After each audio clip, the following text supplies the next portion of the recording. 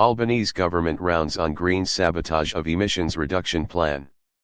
The Albanese government has rounded on the Greens, declaring the party will repeat the mistake of rejecting a carbon pricing scheme in 2009 if it votes with the coalition to torpedo Labour's overhaul of the safeguard mechanism. After the Greens signalled they would use the looming parliamentary negotiation to pursue the party's long-sought ban on new coal and gas. Subscribe our YouTube channel and click our bell icon for new videos. Pursue the party's long-sought ban on new coal and gas, a number of Labour frontbenchers used question time to launch a preemptive strike, warning both the Greens and the coalition against sabotaging emissions reduction efforts. While the Climate Change Minister Chris Bowen, who will spearhead the safeguard negotiations, struck a more conciliatory tone about the Greens, frontbenchers Tanya Plibersek and Madeleine King unleashed in the Parliament. We remember what the Greens did in 2009 when they failed to support the carbon pollution reduction scheme, King, the federal minister for resources, said. What they did is teamed up with the Liberals and the Nationals opposite to make sure there was no action on climate change nearly 13 years ago. Plibersek, the environment minister, said sabotaging climate action was no surprise from the coalition, but Greens members would actually be shocked to see Greens members of Parliament getting ready to sit next to Peter Dutton and Barnaby Joyce to vote against action on climate change, against a safeguard mechanism. The Greens have been signalling for months they want the Albanese government to stop new coal and gas projects. Labour says it has no electoral mandate to do that, and that new developments would be allowed with initial emissions limits set at international best practice. While some members of the government went on the offensive, the Greens environment spokesperson, Sarah Hanson-Young, defended their position in a speech to a climate integrity summit hosted by the Australia Institute. She said the minor party had made an offer, not an ultimatum, and there were several ways the government could protect the environment while stopping new coal and gas developments. They included backing a Greens bill to amend national environment laws to introduce a climate trigger that would require the environment minister to reject new fossil fuel projects that emit more than 100,000 tons of CO2 a year. They would be treated the same way as nuclear projects are treated under the existing act, she said.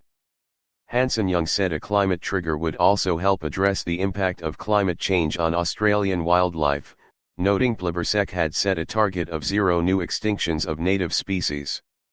She cited the International Energy Agency, UN Secretary-General Antonio Guterres and the world's scientists as saying there could not be new fossil fuel projects if the world wanted to limit global heating to the level agreed in the landmark Paris Agreement. The government should be going down this path, and the Greens' open offer on the safeguard mechanism is another incentive for them to do so, she said. Given the coalition has ruled out supporting Labour's overhaul of the safeguard mechanism, a climate policy promise to cut industrial emissions, Labour will require the support of the Greens in the Senate. Toughening the safeguard regime will be a critical component of meeting the more ambitious climate targets the Albanese government legislated last year. The government wants the reforms in place by July, and business is urging the Parliament to move past the climate wars that paralyzed policy action for more than a decade. An ongoing point of contention over the scheme is how much of the emissions reduction would be made directly by industry, and how much would come from carbon offsets, which allow industry to pay for cuts elsewhere and claim them as their own. The widespread use of offsets have become controversial following allegations that some projects lack integrity. An analysis released on Wednesday by the consultants Reputex, which modeled Labour's climate policy before last year's election, estimated up to 3/4 of cuts by 2030 would be made through on-site cuts by polluters, with carbon offsets playing a lesser role. Late on Wednesday, there was a further tactical escalation. Labour pushed its signature Housing Australia Future Fund bill through the lower house, despite the reservations of the Greens, whose support they will require in the Senate to pass the legislation. The Greens had sought negotiations with the government for more funding for affordable and social housing, plus support for renters. But in a move that surprised the minor party, the government instead rammed the bill through the House without amendment.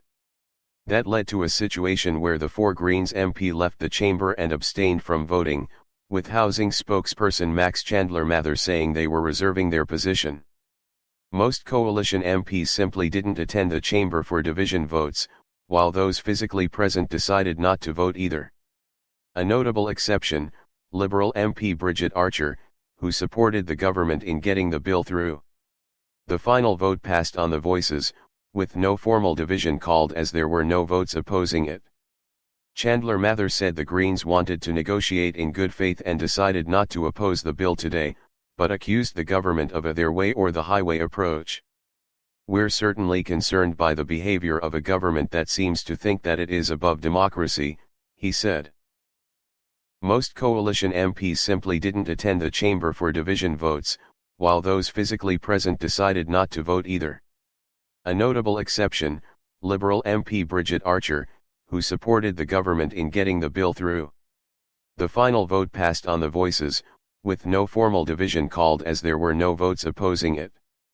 Chandler Mather said the Greens wanted to negotiate in good faith and decided not to oppose the bill today, but accused the government of a their way or the highway approach. "We're certainly concerned by the behavior of a government that seems to think that it is above democracy," he said. "Government that seems to think that it is above democracy," he said. Subscribe our YouTube channel and click our bell icon for new videos.